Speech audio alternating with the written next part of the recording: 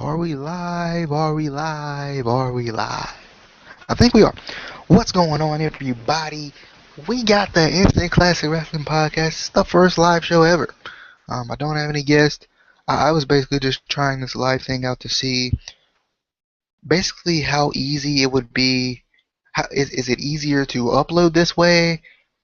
You know, I feel like it may upload be up there when I finish this video. This is just, me trying to test this out and see how it's gonna do. But we're talking Impact Wrestling. The first New York taping on 7/17/14. If I make any mistakes, I'm live, so don't get mad at me. If you get mad at me, well, I'm a cry. Yep, I'm a cry on camera. Well, you won't see it on camera. But I hope everybody's doing fantastic today. We talking Impact Wrestling once again. This is the first show in New York, the first show with the six-sided ring, and I'm excited. I'm excited to see. I was excited to see what was going to happen. Ever since they came out with that vote, six sides or four sides, I'm like, okay, six-sided ring's coming back next week. Nope. Okay. Week after that, six-sided ring is coming back next week. Nope. Week after that, six-sided ring tonight. Woo! Nope. I'm like, good gravy. Can we hurry up and get to the six-sided ring? But first we had a segment. It was kind of like a couple of segments built into each other. They kind of just linked together. We had Kurt Angle, basically talking about you guys asked for it. Here it is, six-sided ring. So that was cool to see. Kurt Angle, he didn't talk pretty much at all. He didn't talk at all, really. He just kind of said, there's a six-sided ring. Taz's music hits. Taz, basically gets the crowd hype because Taz is a New Yorker. So when you start out with first the six-sided ring, people are already hype about it. And then you go to Taz, a hometown guy, that gets the crowd excited as well. And you start, to start the show, you have the Rhino and EC3 versus Bully Ray and Tommy Dreamer match. Makes sense, right? It definitely makes sense. For that to be the first match, the hometown guy Bully Ray, the people who built New York pretty much as a wrestling town, it feels like, in ECW, it makes sense. It really does. I mean, you can't say it doesn't make sense. It obviously makes sense because you got that hometown guy and you got an ECW original, the innovator of violence. You know what I mean? People in New York obviously know Tommy Dreamer. I think he does House of Hardcore shows in New York. I can't remember off the top of my head. But we had that match first, and EC3 calls the Big Apple a Big Crapple, so he got a pretty nice pop off of that. New sold out chance for Rhino as he comes out. But during this match, there really wasn't anything to note. Um, there really wasn't anything to note. Pretty much, well, I don't even remember. I don't know. I just watched the show and I don't even remember what happened in this match. I don't know what's going on right now. I haven't marked that EC3 and Rhino won, but I can't. Oh yeah, it was a roll up. It was a roll up. Oh, I don't even know how I forgot that. I definitely, it was the vaunted roll up. The vaunted roll up got him. The vaunted roll up is what defeated. I'm pretty sure it was Bully Ray. So there wasn't really much to note here. I think they're just trying to keep something going for next week at Destination X. That's makes sense, right?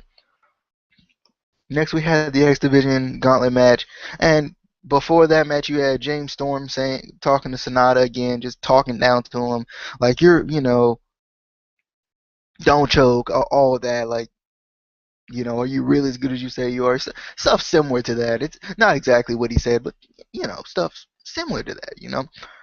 But we had this eight-man gauntlet match. It was Aries, Sonata, both of the Wolves, Manic, DJZ, Crazy Steve, and for some reason, I can't remember worth anything who the eighth guy was. I don't know why. I just can't remember. I was writing it down. I'm like, okay.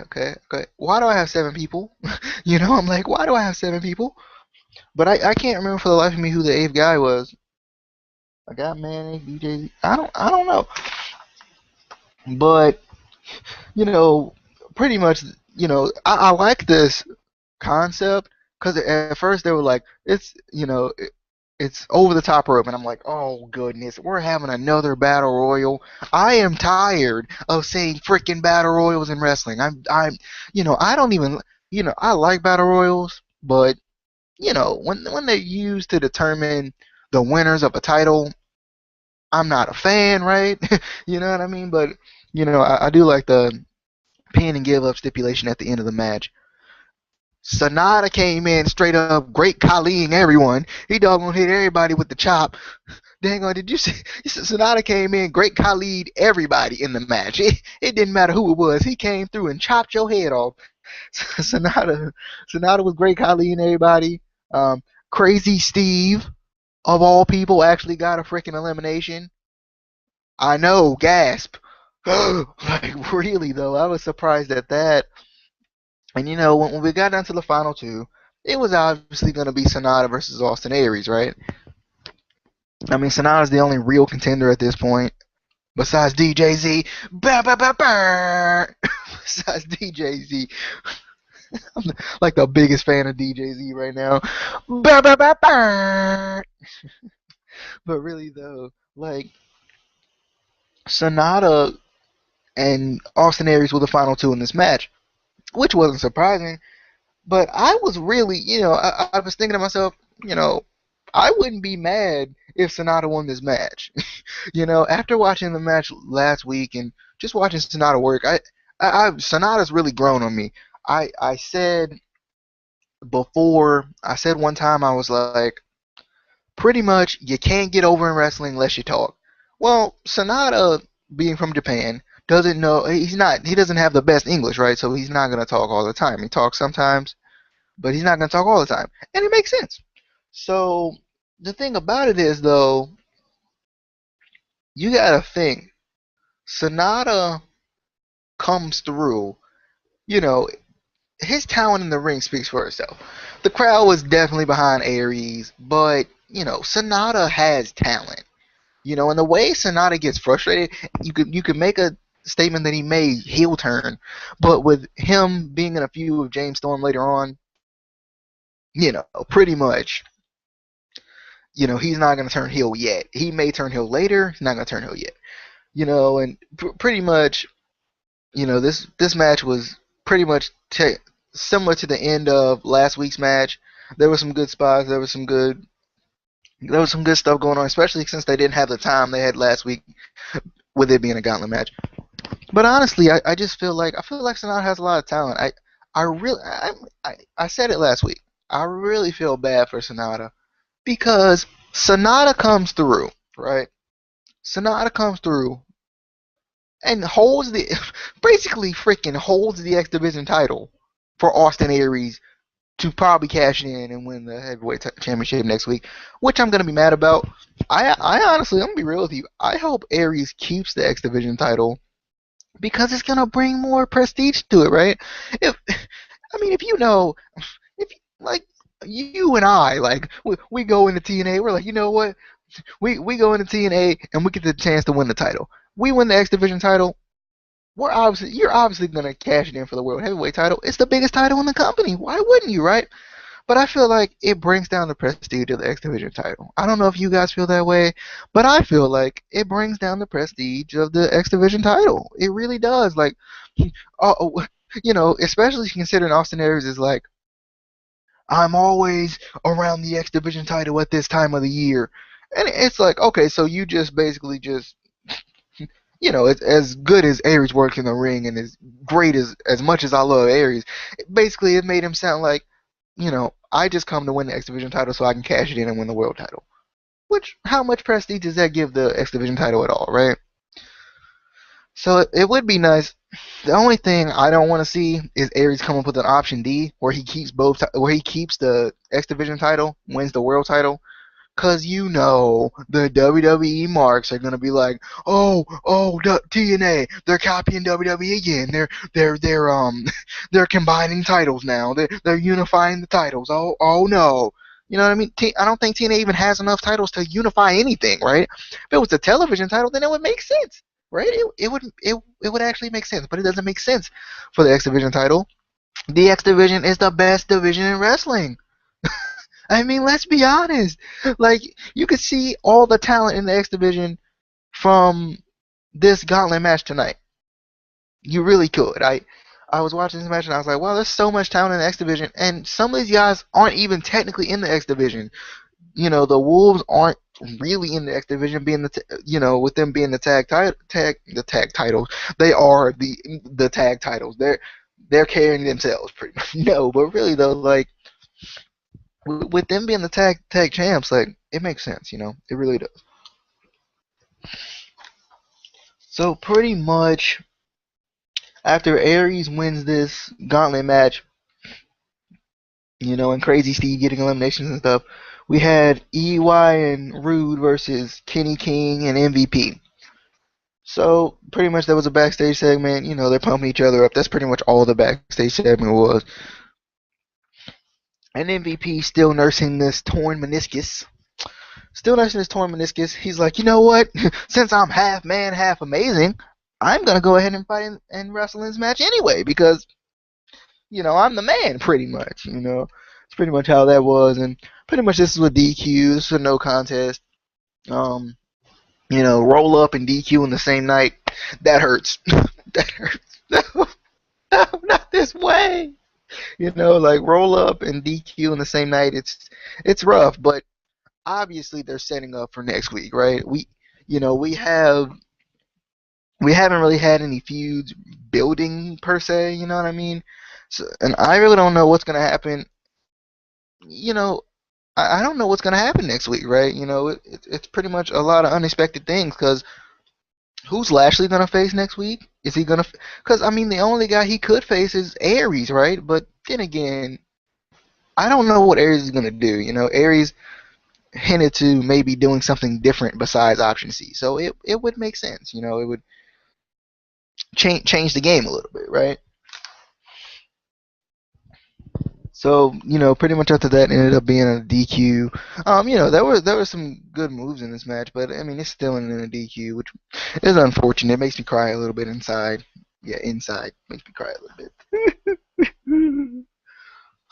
No, I don't really cry like that. But anyway, next we have Madison Rain versus Brittany. Dang gone it, Madison freaking Rain. Ugh. I don't know. I guess I'm just there's like 5 knockouts, I guess, technically. Velvet Sky, Angelina Love, Madison Rain, Gail, Kim, and Brittany. Pretty much. I mean, ODB doesn't do much anymore. I mean, I know there's not much they can do, but come on. Give my girl Brittany a push, man. I think Brittany's work was a lot better this week than it was last week. I like her better as a heel. I feel like she can get a better push as a heel. Um, I, I just honestly do. I feel like she could get a way better push than she would as a face. You know. But Madison Rain did win this match, and I was crying my eyes out at that point. Yeah, my girl Brittany lost, and I'm upset. No, not this way, man. Not this way. I don't know. I just wanted to see how Gail Kim and Brittany work together on a one-on-one match. Brittany's a good worker. I feel like I think Brittany can actually do some stuff in the ring, but it also depends on your opponent, right? And Gail Kim is freaking the best knockout in the business right now, as Bad Influence would say. But Gail Kim's the best knockout right now, and I think Brittany could be a powerful second. She just doesn't have the experience, and I guess they don't really want to expose her. Like that's what happens sometimes in WWE. There's been times when they've exposed people, and I feel like they didn't really want to expose her like that. They don't want to. Obviously, they don't want to drop the strap to her too quickly. But then again, you got to think. So some point soon, she's got to have the championship, right? It's got to happen. It's got to happen. Brittany's that girl, dude. Brittany's that girl, man. Like, come on, come on, man. Next we had the World Heavyweight Championship match. Jeff Hardy, the charismatic enigma, versus the destroyer Bobby Lashley. And to note real quick, I really like that they call Bobby Lashley the destroyer. It gives him a similar mystique to Brock Lesnar. I honestly feel that way. I feel like Brock Lesnar's the Beast incarnate and all that, but I feel like him being called the Destroyer just as an extra add-on thing there, like it really just it makes sense, right? And it gives him a kind of different mystique. This match was I thought this match was really good, especially for a world title match on Spike TV. I thought this match was really good. The one spot to take of note here is the freaking the steel steps. Anything involving the steel steps just looked ridiculous. I mean, not in a bad way either. Like when Jeff Hardy was up on top of the steps and Bobby Lashley pulled him down, Jeff Hardy made that look really good. And also when Jeff Hardy tried to swanton bomb Bobby Lashley, and it wasn't even like a real swanton bomb. It was like obviously Bobby Lashley, Bobby Lashley would freaking like just freaking fall over before he would take a swanton bomb to his head. Like his head and his chest was on the steps. Jeff Hardy's like, I'm going to swanton bomb you, and pretty much end your career at this point. And Jeff Hardy obviously tries to swanton bomb, and he moves. And that spot looked really good. For Jeff Hardy to take that spot was ridiculous, pretty much. And basically threw him back in the ring, hit him with a spear. Freaking the spear, like I don't know if I like. I think I like the way the spear was portrayed tonight more than I like the flip. That usually with Eric Young he flipped when he got speared because it made it look like that Bobby Lashley speared the living crap out of him. But actually, I feel like it looks better the way Jeff Hardy sold it tonight. So Bobby Lashley's looking really good as a champion. I feel like I would really actually like to see a dominant run from Bobby Lashley. I don't know why. I just recently felt this way. I really want to see something dominant. But and it's kind of looking really good right now. Cause you got to think, Bobby Lashley. Bobby Lashley is pretty much, he's winning clean. He's not, it's nothing dirty about how he's doing it. You know what I mean? Like the majority of his title victories have been really clean, honestly. But he retains his title once again. It's gonna be interesting to see what they're gonna do next week, though, because he doesn't really have a contender. And if Austin Aries turns in the belt and wins the freaking title again, I don't know if I'd really be happy about that. It would just feel like once again Austin Aries wins the title from someone just holding the title, right? Just holding it so Austin Aries can come and take it from him. You know what I mean? I'm kind of mad Sonata didn't get his chance. I'm kind of mad Sonata didn't get his chance to cash in with Option C, because Sonata. I mean, think about it, dude. Sonata held the title for a nice little bit, right? I mean, it wasn't too terribly long, but it was a nice. Since he's been in the company, he pretty much held the X Division title. And then they're gonna give it to freaking Austin Aries. Like, I mean, don't get me wrong. I'm not hating on Austin Aries by any means. I love Austin Aries. He's a great talent in the ring. He's one of the best superstars in TNA. But I just feel bad for Sonata. Sonata gets to sit there and hold the title for Austin Aries pretty much. Like, it just doesn't make any sense to me. It really does. And I would have liked to see Sonata get his chance at the world title. Even if he lost, I don't think he should have won. He maybe shouldn't have won the title, but I feel like maybe it would be better if Sonata got a chance to fight for the title, had a strong showing, and makes him look even better as a champion. But really though, man, next we had the Dixie Carter segment, where she came out to the ring. Obviously, Bully's threatening to put her through a table, and when I saw this segment, I'm like, really? Like, they're gonna end it with Dixie? They're gonna just get booed off the freaking television screen right now. But this was actually a pretty good segment. EC3 gets someone else on his hit list. But I'm thinking from the start of before the commercial break, I'm thinking this segment can't end. Like this segment can't end without Dixie going through a table. He's like, you can't end the show with Dixie Carter unless she's going through a table, right? Well, that didn't happen. She did not go through a table. She did not go through a table.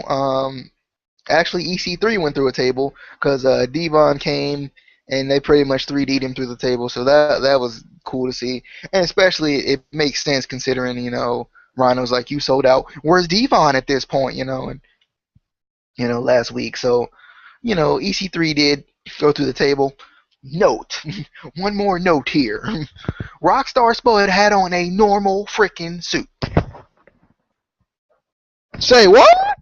I said Rockstar Spud had on a normal suit. Are you sure? Are you sure this man had on a normal suit? This man had a plain orange suit on tonight. What? I don't even understand. My mind can't even comprehend it right now. I didn't see so many crazy suits from Rockstar Spud. I can't comprehend a normal suit. Like, I tried my best to look at that suit and find something wrong with it, find something crazy about it. I did, but I guess it was technically just a normal suit. It was just bright. But guys, I hope you guys enjoyed the debut edition of live instant classic podcasting and wrestling and stuff and all that stuff, guys. I don't know if I'm gonna do this again. It really depends because if I can get a quicker upload speed by doing it this way, then it makes a lot of sense for me to do it this way. There won't be any beautiful pictures anymore, but it may be something where I do it this way sometimes and I do it the other way other times. But guys, I hope you guys enjoyed. To my loyal viewers who come through and watch me every week, I love you. You make me really happy. Leave me a comment, be like, I'm a fan, brah. Yeah, just like that. Like, you got to spell everything right. BRUHHHHHHH. No, I'm just kidding. But guys, hope you guys enjoyed. See you guys later. Peace. It's the Classic Wrestling Podcast. Follow me on Twitter if you want to. Okay, I love you guys.